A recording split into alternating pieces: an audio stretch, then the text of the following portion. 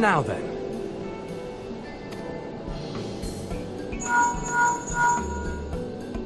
Tis I. The situation may be more complicated than we anticipated.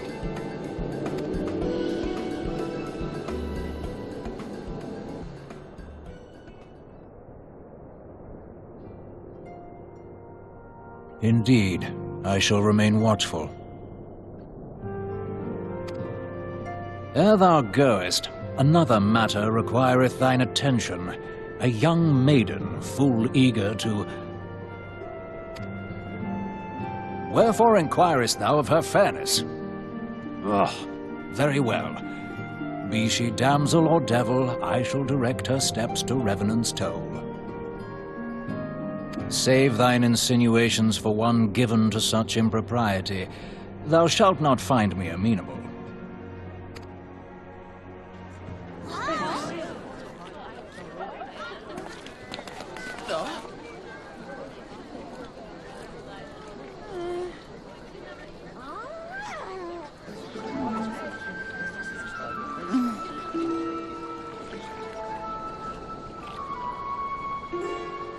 Far across the sea from the land of Domar have we traveled. We seek audience with the ruler of these lands. Who here speaks for you?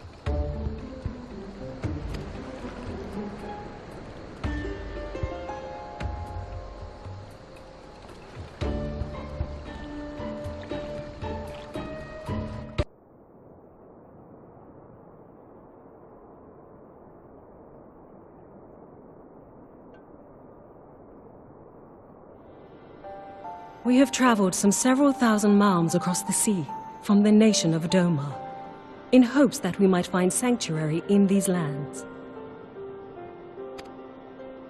Sanctuary, Lady Yugiri?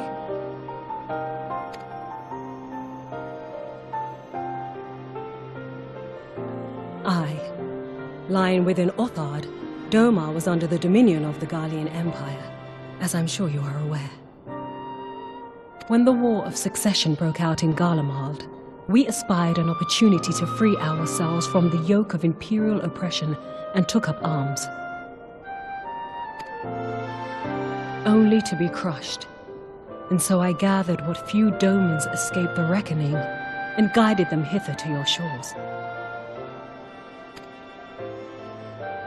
A War of Succession? Then the Emperor... Forgive me. You said that Domar was under Imperial rule, did you not? Domar is gone. Razed to the ground as an example to the other provinces. 12 have mercy. And your people? On a ship anchored in Vesper Bay, flying borrowed colors. Many were complicit in the rebellion, or akin to those who were. They will not come ashore until I send word that it is safe to do so. I sought an audience with your rulers, but was summarily refused. The lords of Uldar are not wont to entertain foreign refugees without suitable encouragement. Mayhap I was foolish to expect otherwise. But our supplies run low and we have young ones in urgent need of care. I have seen the tents outside the gates, however. We are not the first to seek asylum, nor will we be the last. Be that as it may, Uldar is no friend to Garlemald. Your tale would stir the hearts of many men and women here. The Sultana and the Syndicate will not be so easily swayed, but I shall see that you are granted an opportunity to plead your case. This is within your power?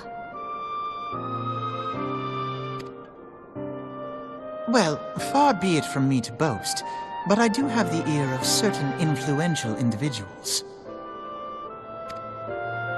I am in your debt. Lady Yugiri, forgive me for observing, but your choice of attire seems like to evoke feelings of mistrust. Men are wont to fear the unfamiliar. We know this from experience. We seek only to spare the people of Uldar unnecessary disquiet. I shall defer to your experience, then. I thank you for your understanding. It seems I have urgent business with the Flame General. I leave our guests in your capable hands.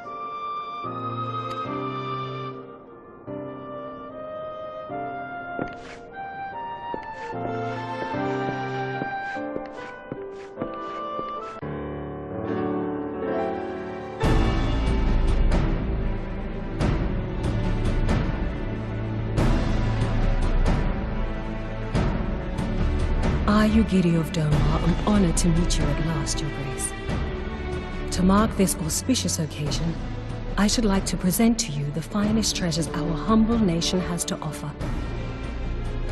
Alas, the circumstances which have brought me here today have divested me of both time and dignity. I come before you as a pauper in direst need of aid, to request that you grant my people asylum. I, Nanamo, 17th in the line of Ul, welcome you to our city. Be at ease, Lady Ugiri. Although I myself have heard the tale of your misfortune, I would ask that you recount it once more for the benefit of the others here present. As you wish, Your Grace. For many years, my nation, Domar, suffered under the yoke of imperial rule, and my people yearned to be free. Thus, when a war of succession broke out in Garlemald, we sought to take advantage of the chaos and reclaim our liberty.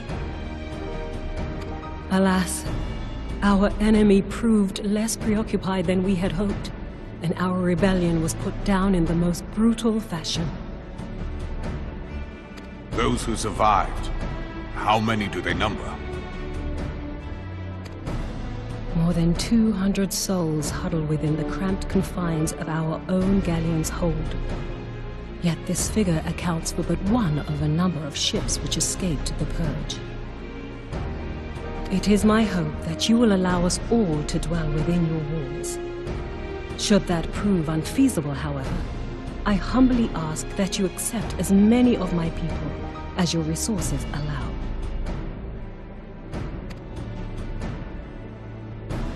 Pray understand, we do not beg a boon, but propose instead an arrangement. We would serve as soldiers or tradesmen until our debt is repaid. What are the Syndicate's opinions on this matter? I, for one, think it's a marvelous idea. Lady Ugiri and her people strike me as an industrious lot, and there are parts of the city which have yet to be fully restored. If they are willing to work, I see no reason not to let them.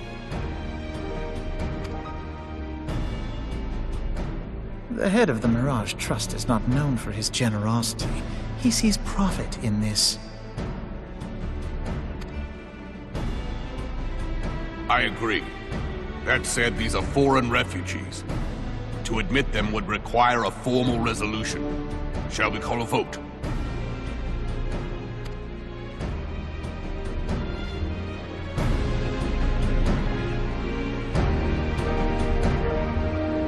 The law is the law. Lord Lolorito? Tell me, are you blind or willfully ignorant? Even now, our streets are choked with the displaced victims of the Calamity and Alamigan refugees.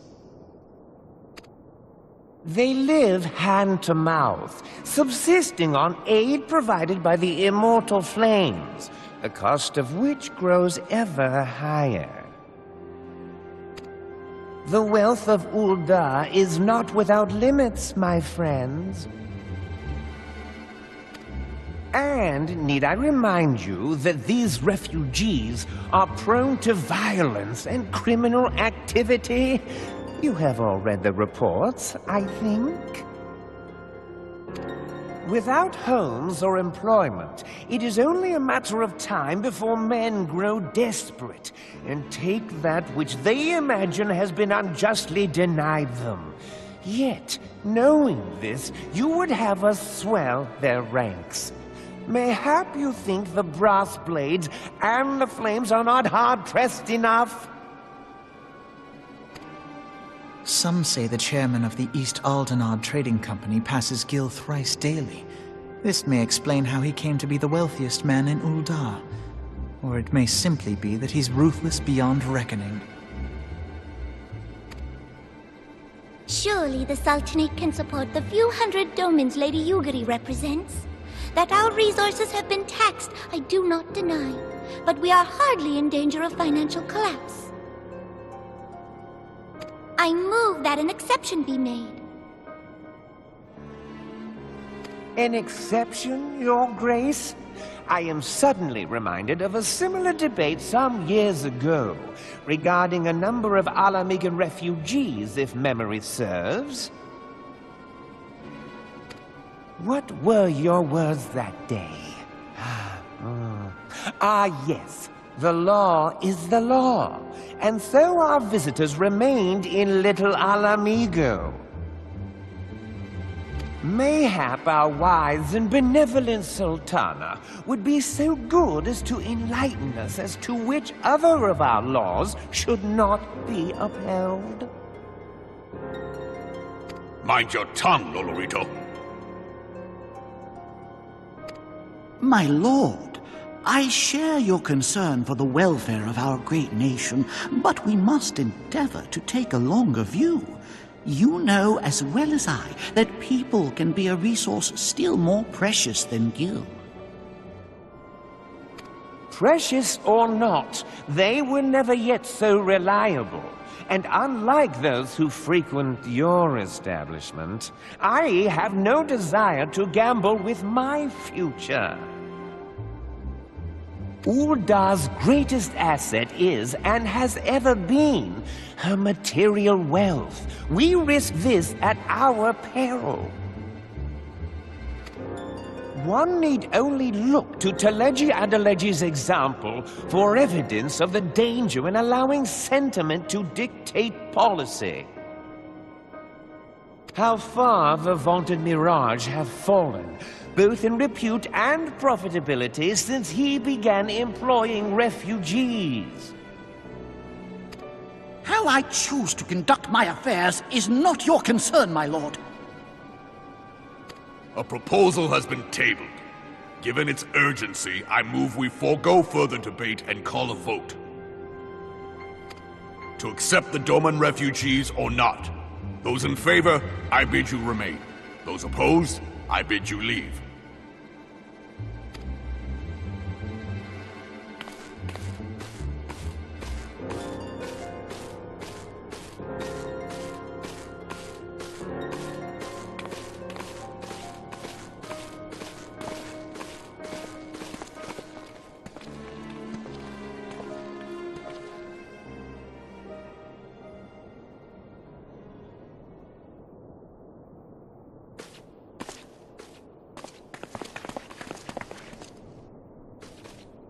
Would that it were within my power to welcome you and your people, Lady Yugiri. As you have observed, however, my authority in such matters is regrettably limited. Without the consent of the Syndicate, I cannot act. I understand, Your Grace, and I appreciate all that you have done on our behalf.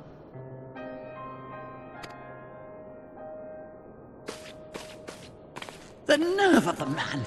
If that bastard had not forsaken the eastern trade route, Little Alamigo would now be thriving. Oh, that you should have traveled so far under such dire circumstances, only to be refused in this manner is utterly unconscionable. Pray, accept my sincerest apologies.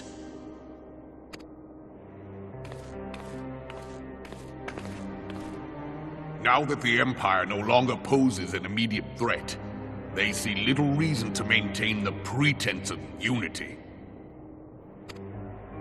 The Monitorists have grown especially defiant of late. Lord Lolorito most of all. But this is neither the time nor place for that discussion.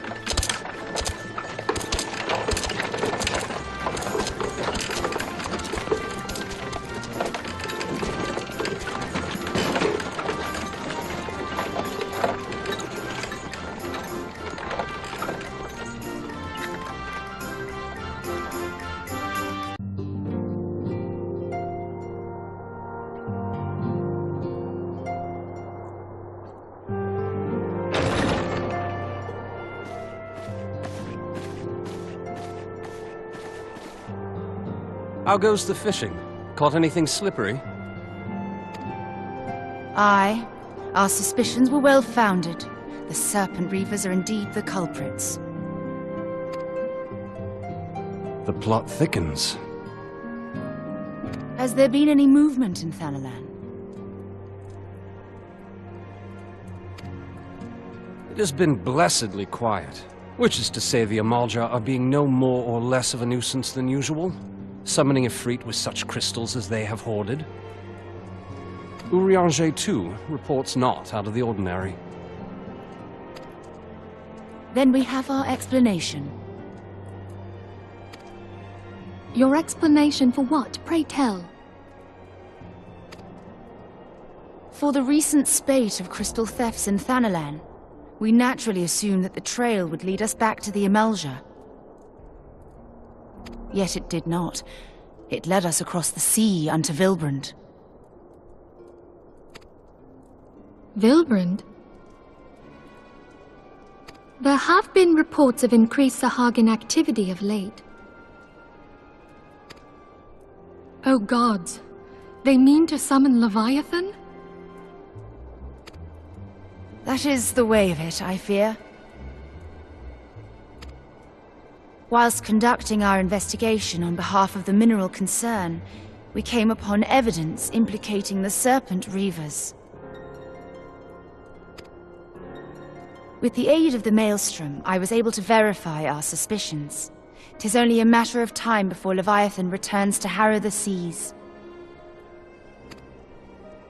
But there is more.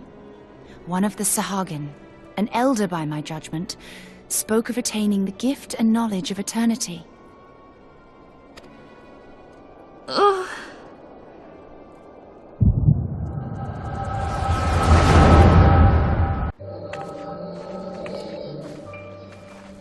Such a disturbance in the ether. If I did not know better, I should think this device defective.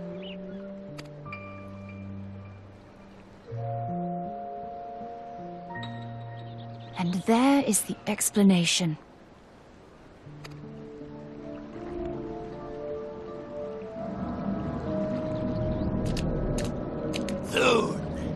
Soon it shall begin. Our Lord shall rise midst surging waves to wash away the finless ones. And I shall be granted the gift and knowledge of eternity, and with the emissary stand equal. Then shall I know no cessation, no oblivion.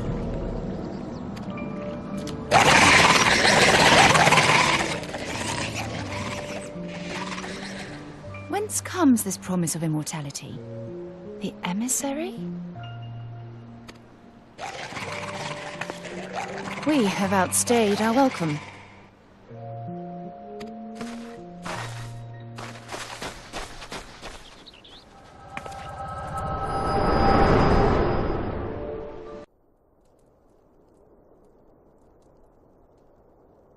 The gift and knowledge. Are the two of you quite well? You shared that vision, did you not?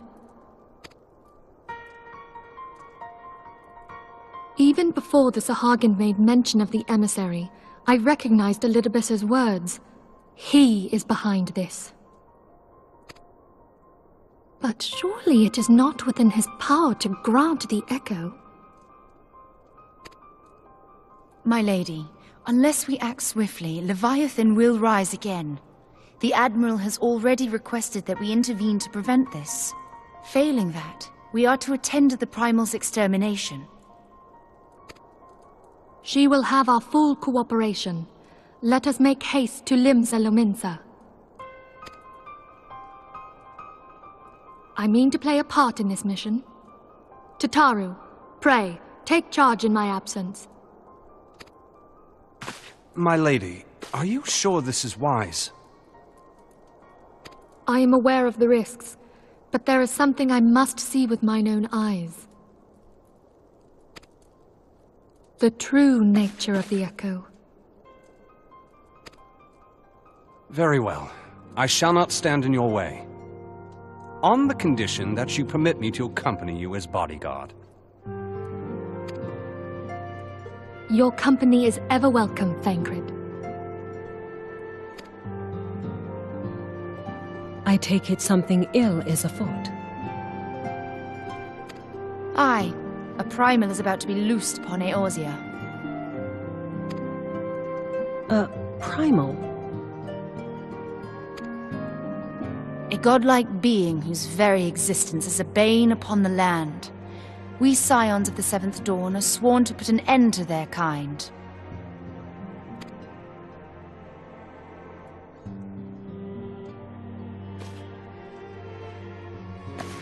I see. Know then that I am learned in the arts of war.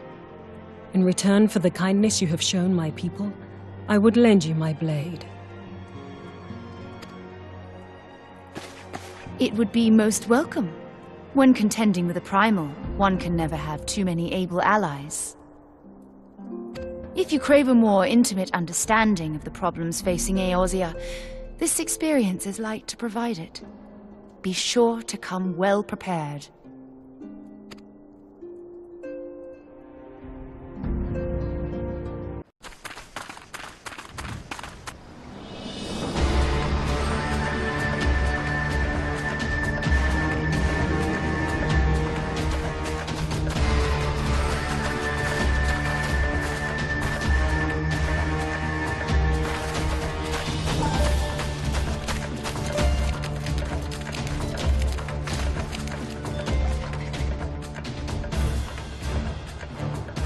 Damn them. They have made thralls of soldiers and civilians both.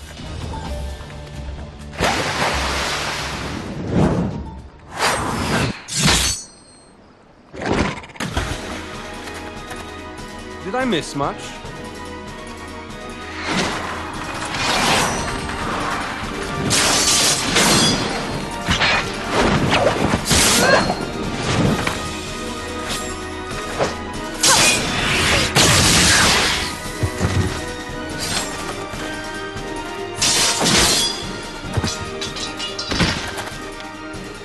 So that is how you fight in the Far East.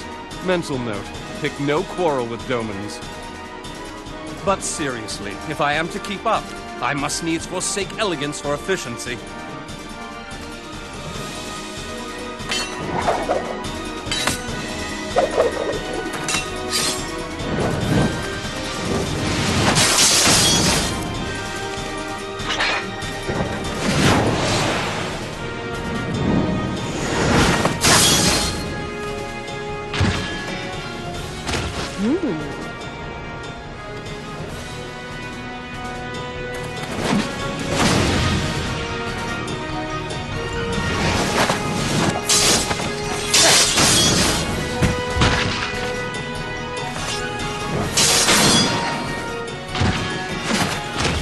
To the Aetherite!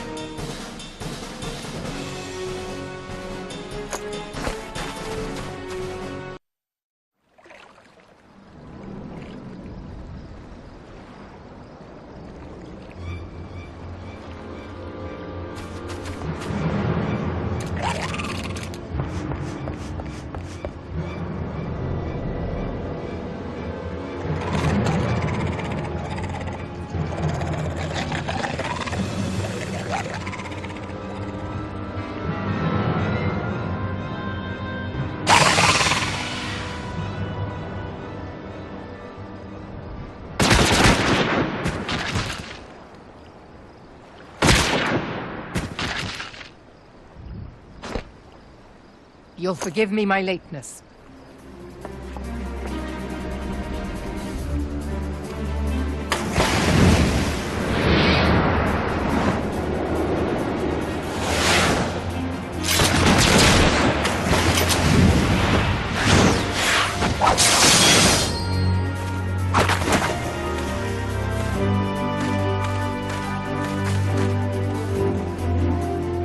I've been something of a liability of late, I know. 'Tis high time I set about making amends.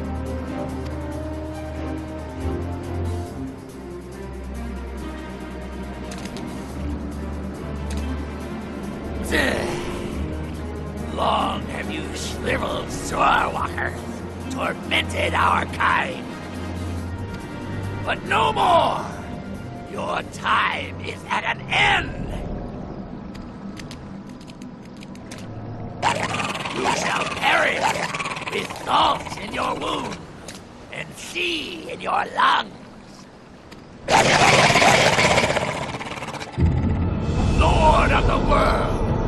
hearken to our plea. Lord of the world, deliver us from our misery! Do you feel that?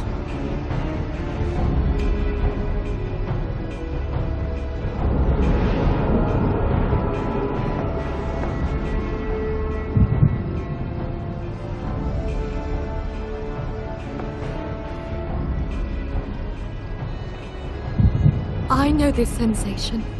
It's the echo. What?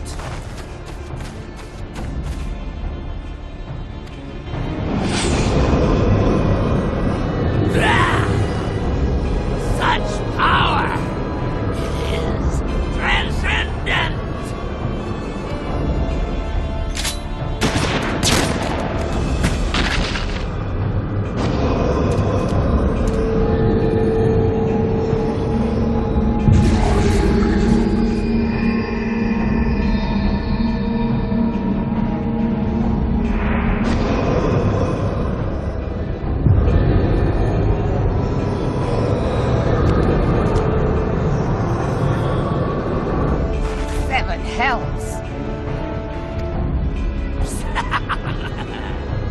Strike me down if you will. It is futile. I have mastered the gift. I am eternal.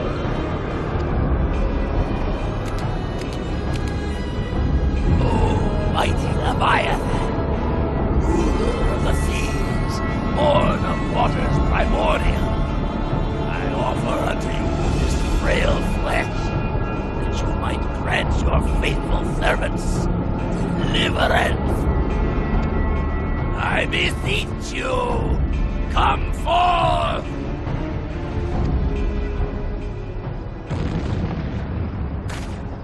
Die, damn you!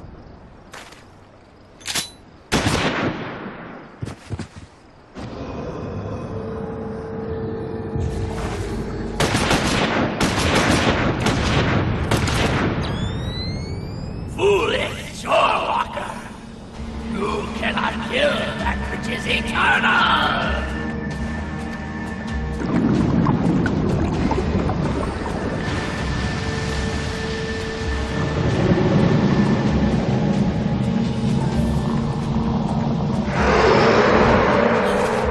Heavens fulfilled.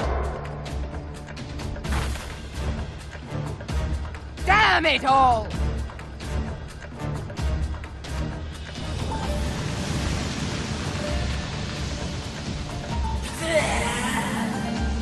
My being am the way. It should by right be infinite. Am I not immortal? Curse you, emissary! You promised me everlasting.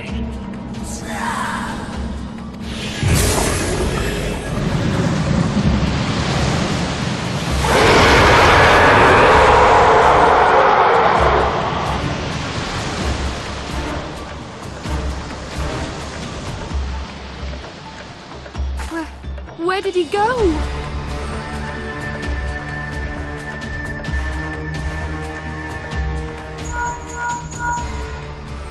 What say you? Nary a single ship? Hells take that sea demon! Gather the survivors and get to shore. Leave the wrecks for the pirates.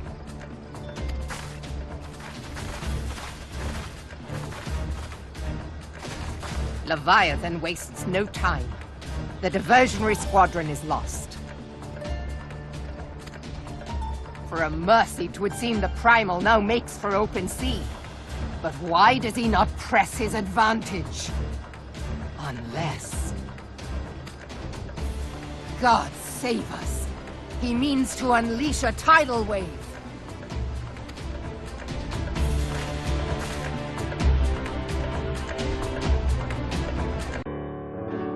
There used to be a hamlet beyond South Tidegate in western Lanosha. Halfstone, 'twas called. Some years prior to the Maelstrom's founding, Leviathan rose from the briny depths and set about unleashing watery hell upon us, On that occasion, the Company of Heroes put him down before he could do too much damage. But when the bastard came next, this time in the wake of the calamity, we were not so fortunate. Weary of ravaging our shoreline, he summoned a tidal wave which fair leveled Hearthstone and washed the soil away for good measure. The area was subsequently occupied by the Sahagin. Aye, the thrice-damned creatures transformed it into a spawning ground for their brood. Given the quantity of crystals stolen to feed him and his legion of thralls, we can be fairly sure that Leviathan is stronger now than in his previous incarnations. If that sea demon is left to wreak havoc, what befell Hearthstone may well befall a larger settlement, even Limsa. That cannot happen. The primal must be stopped. That was ever our objective, Admiral. But how are we to achieve it? The sea is Leviathan's uncontested domain. The ships of the 3rd Squadron could not close to within 100 yards of the primal, nor could their cannons pierce his defenses.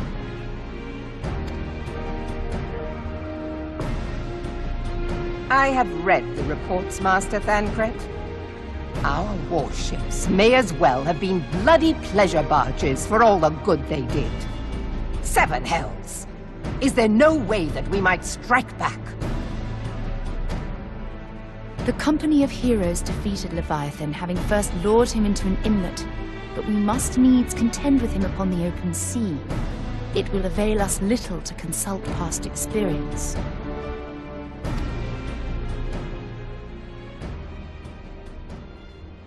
Admiral, if I may. Speak freely, Marshal.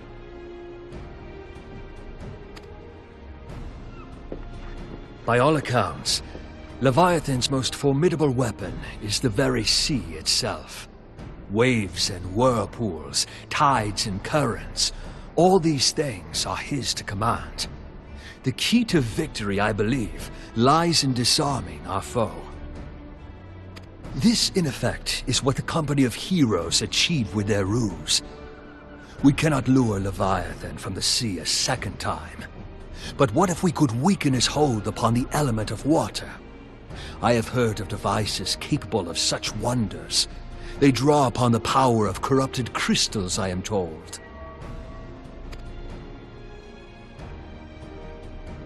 If mounted upon a ship, such a device might be used to prevent Leviathan from bringing the full force of the sea to bear against us, rendering him no more dangerous than any other sea serpent.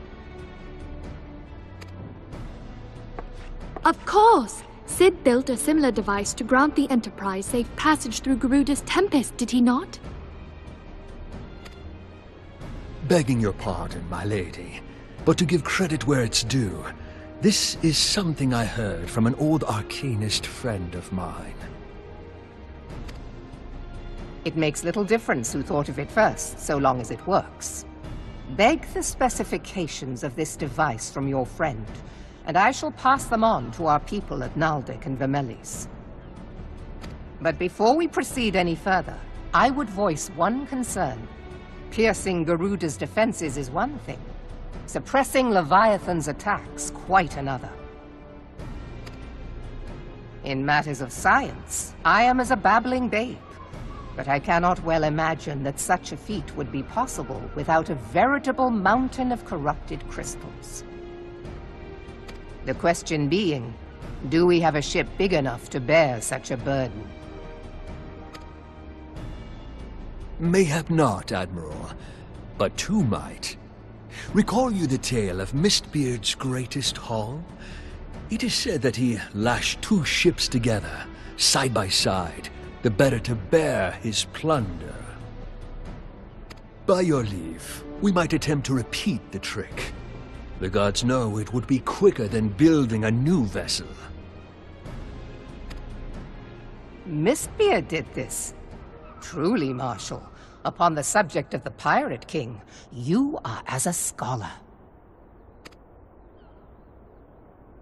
Now, from what I have gleaned of these matters, the device will need to be in close and constant proximity to the target. To which, we must lash our twin vessel to Leviathan. This in itself will be no small feat. Ramming speed will be required, but given the weight of the cargo, that will only be attainable with the aid of a towing vessel.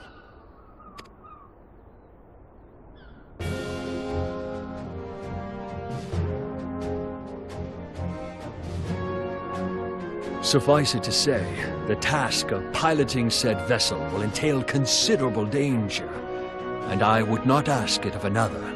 I volunteer myself.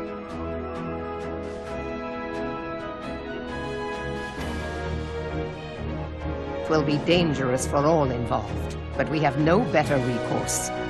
Very well.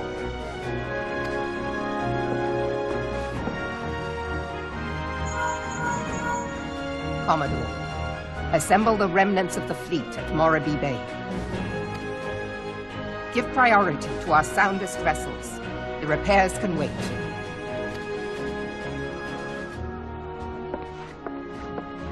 Storm Marshal Slathierson, command of the operation is yours. I want that twin vessel ready to sail post-haste.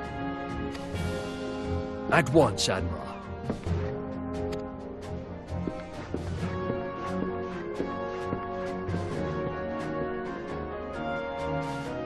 And then there is the small matter of slaying the beast.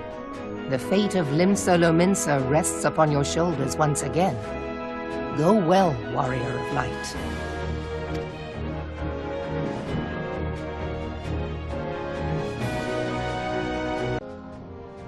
We Lominsans are sworn to strive, till sea swallows all.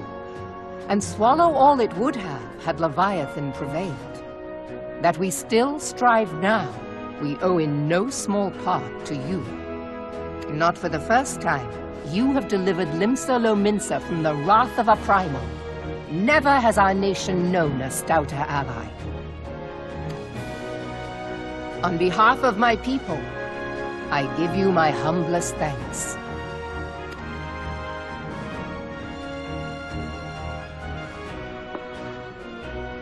'Tis meet that I give thanks to old Mistbeard, too, for his fine solution. Whatever else he may have been, 'tis clear he was a resourceful soul. Would that I had a man like him in my service.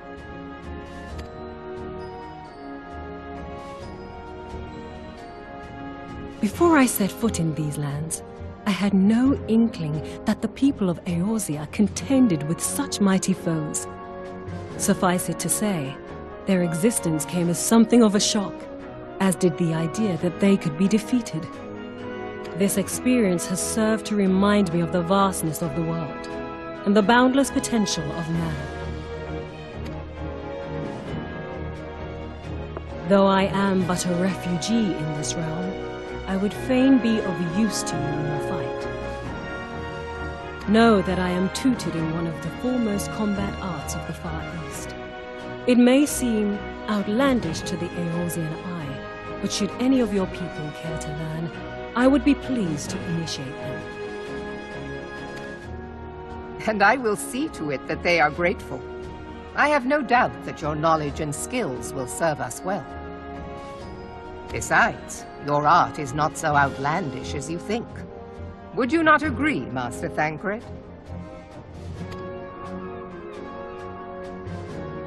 Naught escapes your searching eye, Admiral.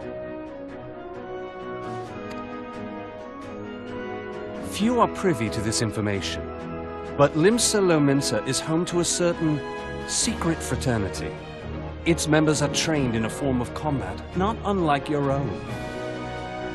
By my judgment, it should not be beyond such individuals to adapt to the techniques I witnessed you employing with such admirable deftness. I am heartened to hear this. I too noted a kinship between your style and mine own, though it seemed to me that you fought differently in the beginning.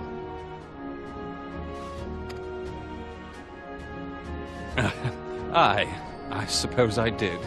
What can I say? I'm a man of many talents. Though you may labor to believe in it, Thancred was once something of a scoundrel who fraternized with the criminal class in these parts. Y'shtola! You jest, of course. But for a chance encounter with Alphino's grandsire, he might never have left Limsa Lominsa, or received an education in Sharlayan, or taken up his post in Uldar, which is where he trained in the blade, lest you wonder.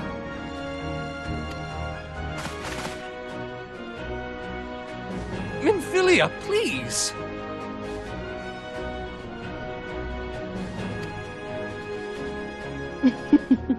It would seem there is more to you than meets the eye, Master Thancred.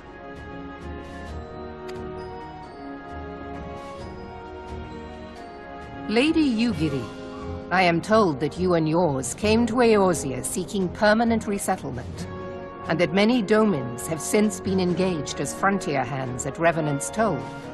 Moderna is many things, but a place of refuge it is not. Know that I would like nothing better than to furnish your people with a new home here on Lominsan soil. Alas, racked by instability as we are, our nation is in no fit state to take you in. Yet I'll not have it said that we turned a blind eye to your suffering. Until such time as we can do more, I pledge to send provisions. We are in your debt, Admiral. I realize that it scarce qualifies as repayment, but if it please you, I shall set about sharing my martial knowledge with your people at once.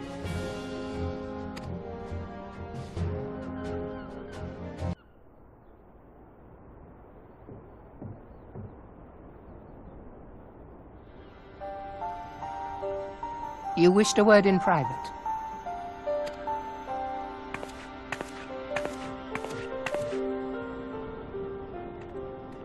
The better not to spoil the festive mood. History repeats itself, Admiral. As the kobolds stood before them, the Sahagin resorted to summoning their god over a territorial feud. They acted in self-preservation. It may be that the Sahagin initiated this particular clash, but how it begins does not interest me so much as how it ends.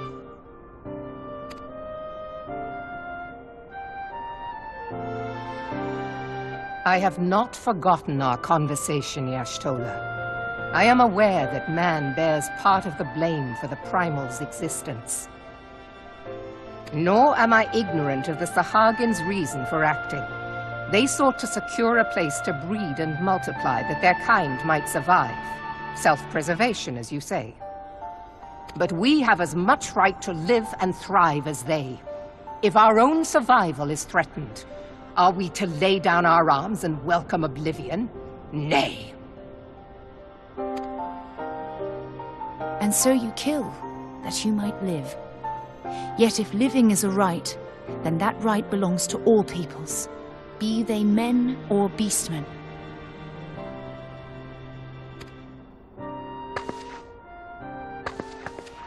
I'll not deny your reasoning. But when a storm gathers, it falls to me to see my people safely through it. That is my duty, and I shall do it.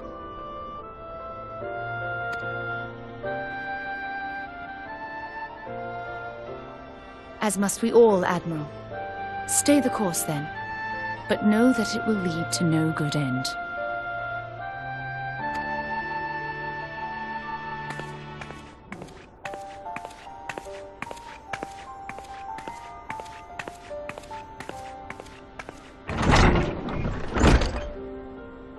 Man has ever put himself first and foremost. To justify his actions, he clads himself in the armor of righteousness, though it be a fancy of his own making. In this, mayhap the Garleans and we Domans are not so different.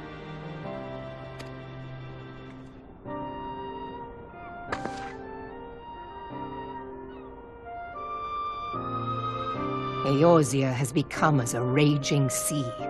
If we are to keep our heads above the waves, we cannot scruple to drown the man next to us. When hopes of coexistence founder, strength must determine who has the greater right to live.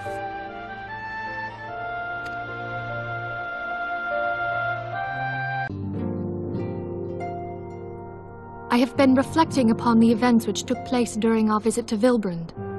If you have a moment, I would share my conclusions with you. Please, bear with me. When the Sahagin Elder summoned Leviathan, he employed the power we have come to know as the Echo. Though I cannot well explain the how of it, it would seem he became immortal in so doing. When the Admiral subsequently slew him, his spirit emerged from his lifeless flesh, a consciousness shorn of physical form. Thus transfigured, he took up residence in the body of his minion with the ease of a man donning a favorite glove. Long have I known that the Echo allows one to pass through the walls of a man's soul. But never did I imagine that it could free us from our own flesh, nor less that our souls could then occupy the next corporeal vessel to take our fancy. It was of this that Elidibus spoke, an existence which knows neither cessation nor oblivion. And yet, though the Sahagin had mastered his gift and thereby become immortal, he was by no means invulnerable. As we both bore witness, he was ultimately absorbed into Leviathan. And the import of this observation? If the Ascians' mode of existence is indeed the same, it can be inferred that they too are not invulnerable, that they can be destroyed. There exists a legend which tells of souls who are reborn upon the cusp of each umbral calamity, that they might stay the encroaching darkness. To most, it is but a fairy tale, yet recent events have given me cause to wonder. Could the legend in fact refer to the Echo? Much and more yet remains unknown, but I am confident that all will become clear in time. For the present, however, what matters is that the key to defeating the Ascians may at last be within sight. With Urianger's aid, it is my hope that I shall fathom this matter ere long.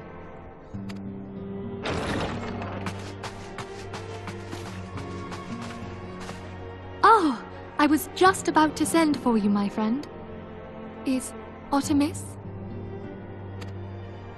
Grave tidings from the Sharlayan motherland, my lady. It doth concern our distant allies, the students of Baldesion. What of them? My lady, the Isle of Val, which for many years hath been the Order's home, is no more. No more? Whatever do you mean? I relate only that which hath been conveyed unto me by our agents. An etheric wave of the highest magnitude was recorded in the region. Soon thereafter, 'twas observed that the isle had ceased to be.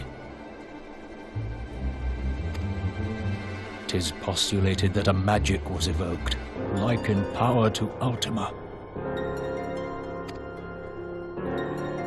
12 preserve.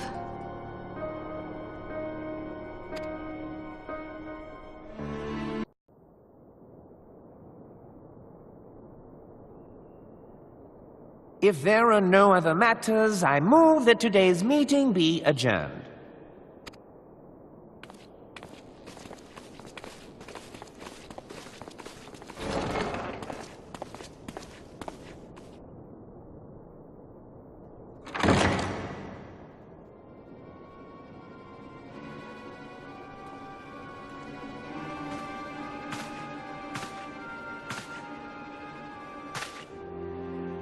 It is done, my lord.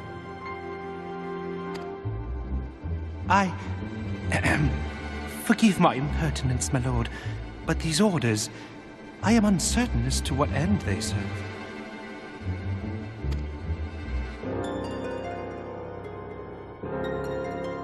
revolution.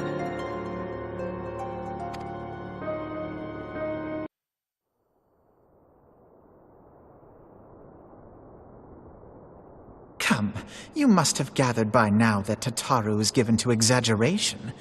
As you can see, I am quite well. Ul'dah, on the other hand, is not. This riot was anything but an isolated incident. There is a restlessness in the air. Tensions long simmering are at last threatening to boil over.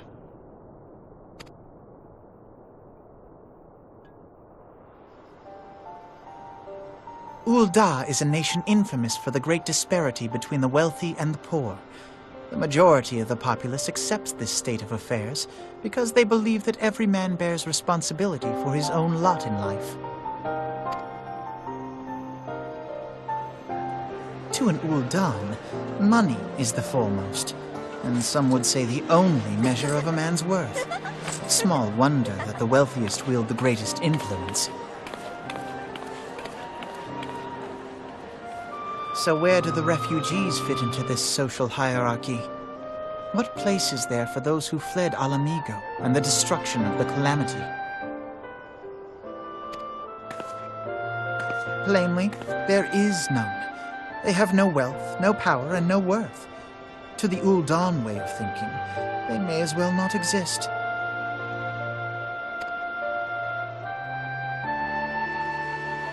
Choosing to ignore their existence, however, is patently not an option. General Rauban and the Sultana understand this, which is why they ordered the Immortal Flames to provide the refugees aid and succor. Yet none would dispute that the expenses incurred by this policy grow by the day, with no end in sight.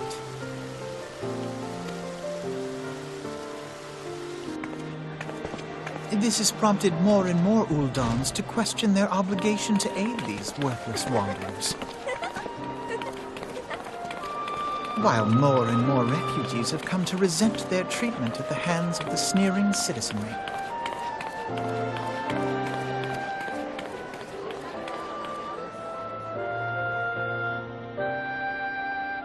The manner of Lord Lolorito's refusal to grant the Dolmens asylum bespoke a disdain for all refugees, an attitude shared by the rest of the monetarists.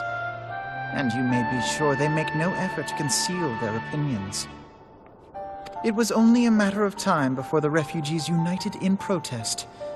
Nor is it any surprise that some among them would ultimately resort to violence.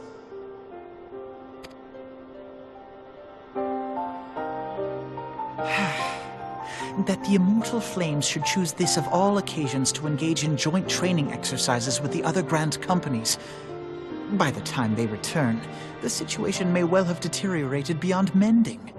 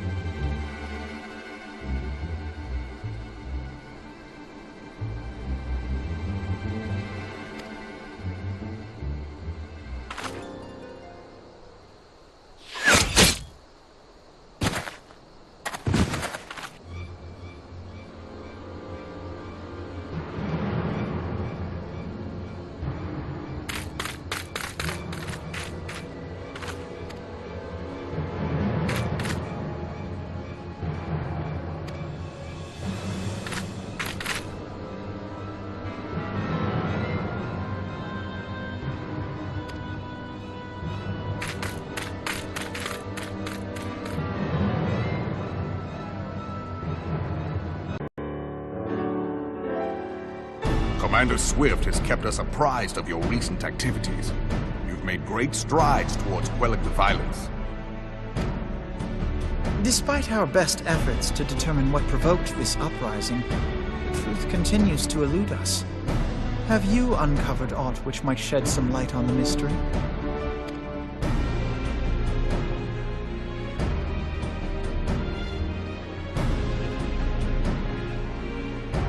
This information does not leave this room.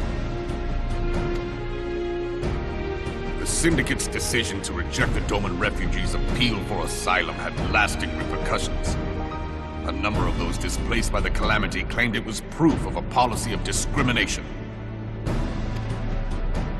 Together with a group of Alamegan refugees, they organized a series of demonstrations to protest against the Sultanate.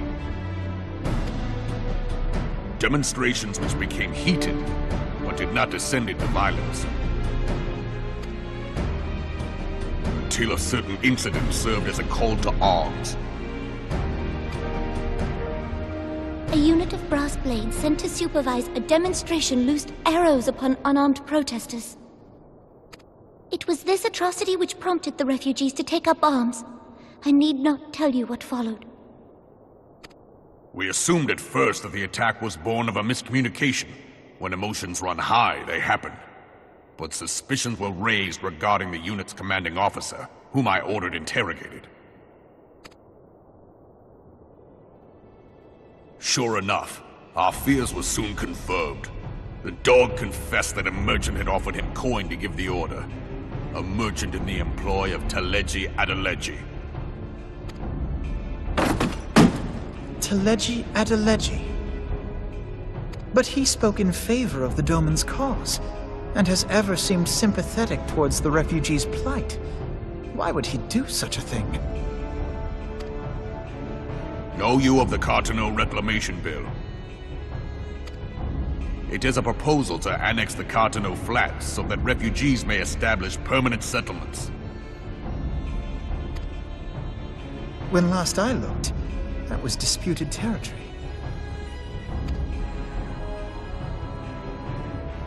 Aye. Some might even call it a battlefield.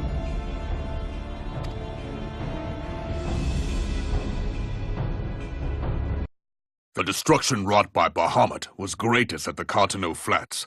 That much is common knowledge. What is less well known is that his rampage laid bare ancient Alagon ruins, of which no record existed. There are certain differences of opinion as to how these ruins should be handled, which is why each nation maintains a military presence in the region to this day. Yet differ though we may, we are still allies. Therefore, in the interest of preserving the Eorzean alliance, we have reached an agreement. Any conflict which may arise during the course of military exercises in the region shall have no bearing on relations between our nations. In full knowledge of this delicate state of affairs, Teleji Adeleji proposed the Cartano Reclamation Bill. A shameless bloody ruse which stands to benefit him in but one conceivable way. If successful, he will gain control over the disputed territory under the guise of assisting in the resettlement effort. And you can be sure he'll build an orphanage next to every Alagon ruin.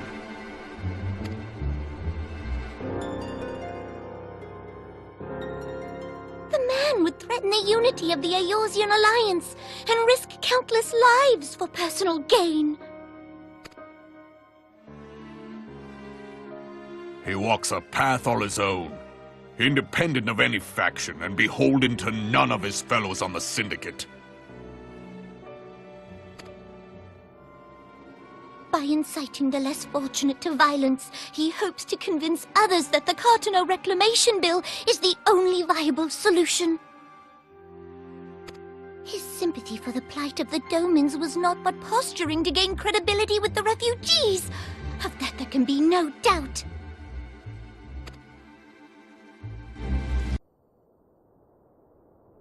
Forgive me, but what could possibly motivate Teleji Adeleji to go to such lengths? What is so special about these ruins that he would risk his position on the Syndicate, and, most likely, charges of treason against the Sultanate? Omega. Pardon?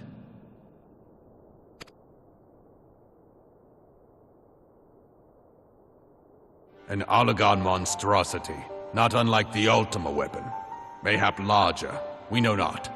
It has yet to be fully excavated. Oligon inscriptions indicate that it was created to fell Bahamut himself. If accurate, it might explain why Nail Van Darnus chose to bring the Red Moon down upon the Cotonou Flats.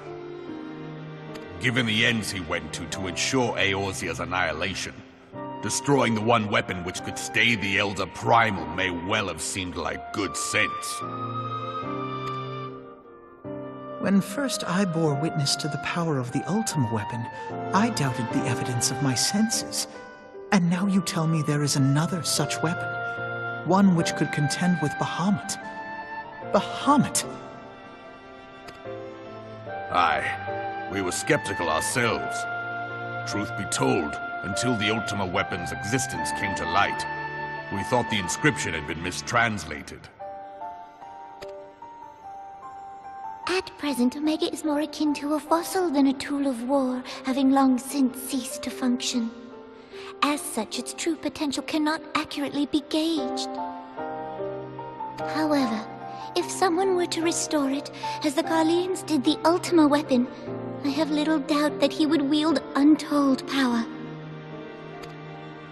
Power enough to subjugate Uldar like as not, and the rest of Eorzea besides, which is doubtless why Teleji Adeleji yearns to have it.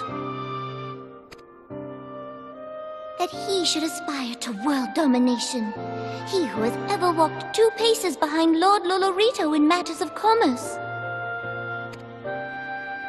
'Tis in acknowledgement of his own limitations that he seeks this power. Woe betide us all should we allow him to have it.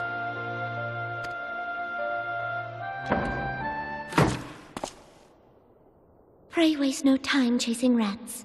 Only a fool would believe that secrets can be kept in Uldar. It would seem the implications of the Sultanate's refugee problem are rather more far-reaching than we assumed.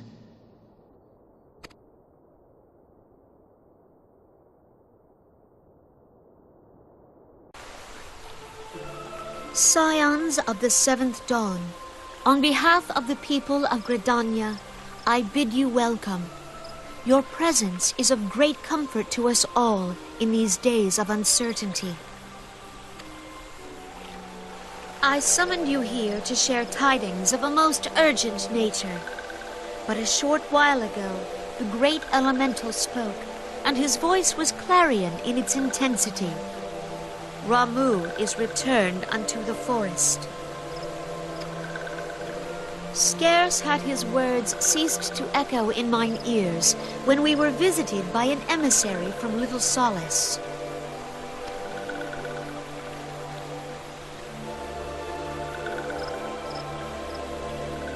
Our guest informs us that the Sylphs too have sensed the presence of the Lord of Levin. Though his exact whereabouts remain unknown, we may safely assume that the Primal was summoned within the heart of the Sylphlands. Unlike the other Primals you have encountered, Lord Ramuh is no raging avatar of destruction. He is revered as much for his wisdom as his strength, serving as both arbiter and guardian to his children. Given that we and the Sylphs found a way to share the Twelveswood, it is my hope that this sagely immortal will be amenable to reason, and that conflict may be avoided.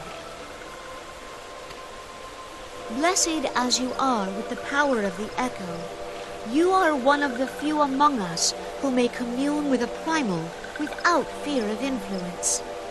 I would ask, therefore, that you represent us in this most delicate of negotiations. The Twelveswood has suffered enough. Upon this, we and the Sylphs, and I would venture Lord Ramuh himself, are in perfect accord.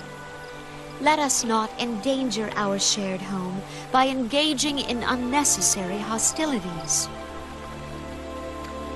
Dear friend, I beseech you, safeguard the peace which exists between our peoples.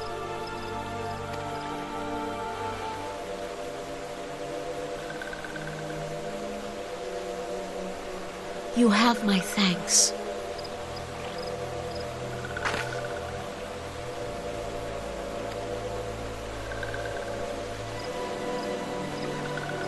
Pray make for little solace, then. A member of the Order of the Twin Adder awaits you there. He will advise you on how to find the Lord of Levin.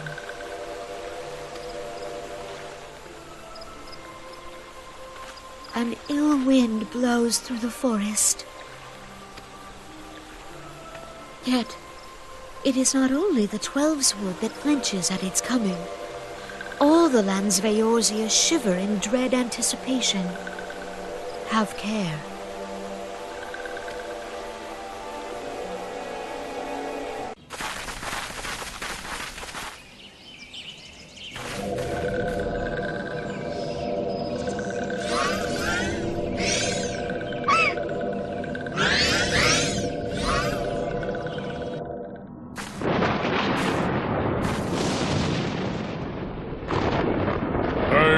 Betrays thee, servant Hyde.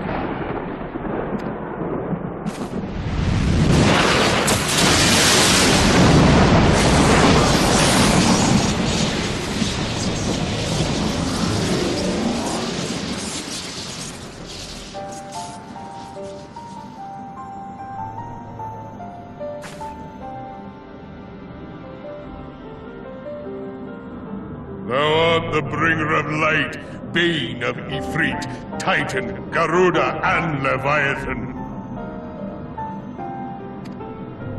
I am Ramuh, guardian of the children of the forest. Thou tramplest upon sacred soil, bringer of light. By what right doth man intrude in this sanctuary of the sylphs?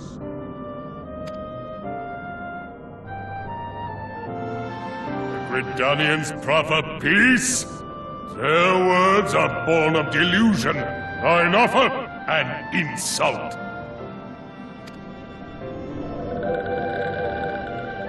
Thou speakest of harmony, yet carest naught for my children's desires.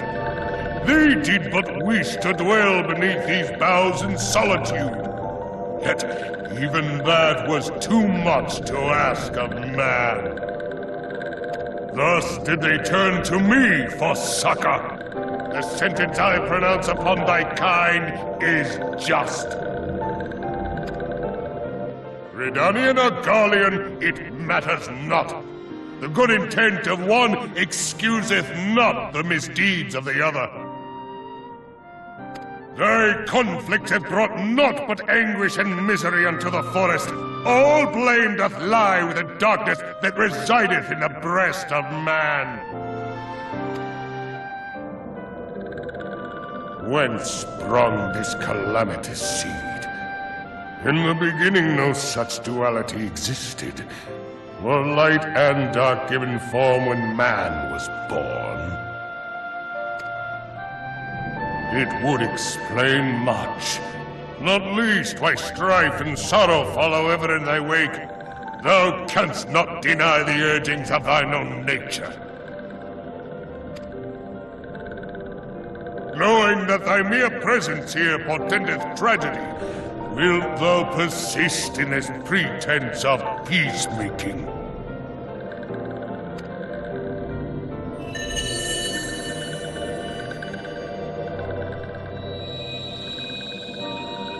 Thou bearest the crystal which I bestowed upon my wayward charges. That they should entrust so precious a gift to thee. Thou standest apart from thy kin. Thou art the bringer of light, aye. But there is something more in thee. Well, I shall consider thy proposal, shouldst thou survive my trial. If thou wouldst champion the cause of harmony, I must have proof that thou art fit to play the role. Wither mine ire, and prove to me thereby that thou hast strength enough to stay the darkness which threateneth to consume thee. Yet if thou shouldst be found wanting, know that all men shall perish in the storm of my judgment.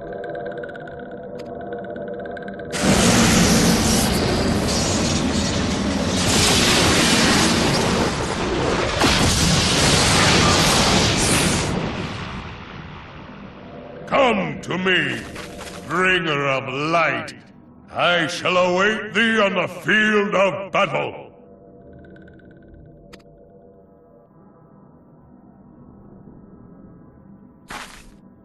Urianger, it is rare indeed to find you so far from a tome.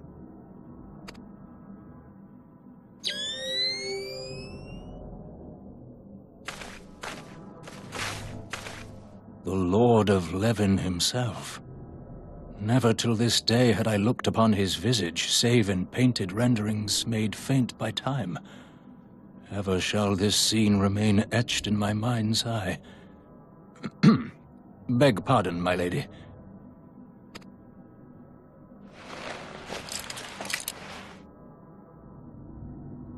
I must beg thine aid on a point of research.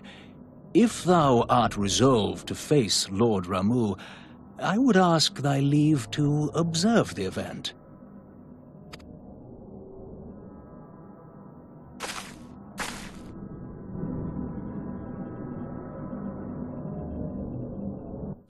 I have taken thy measure, bringer of light.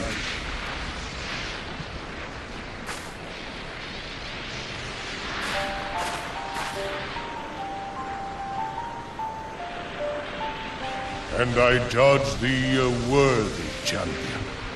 The task of excising the sin that hath taken root in man's heart is thine.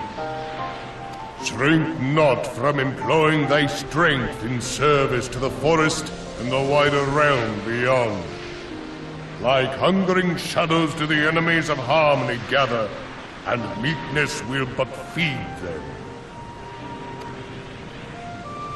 If man is to be delivered from the dark, it shall be by thy guiding light alone. Stray not from the path, for if thou dost, thy people shall be truly lost.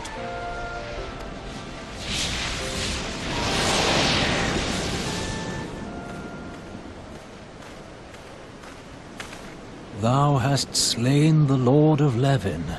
A regrettable act, but a necessary one.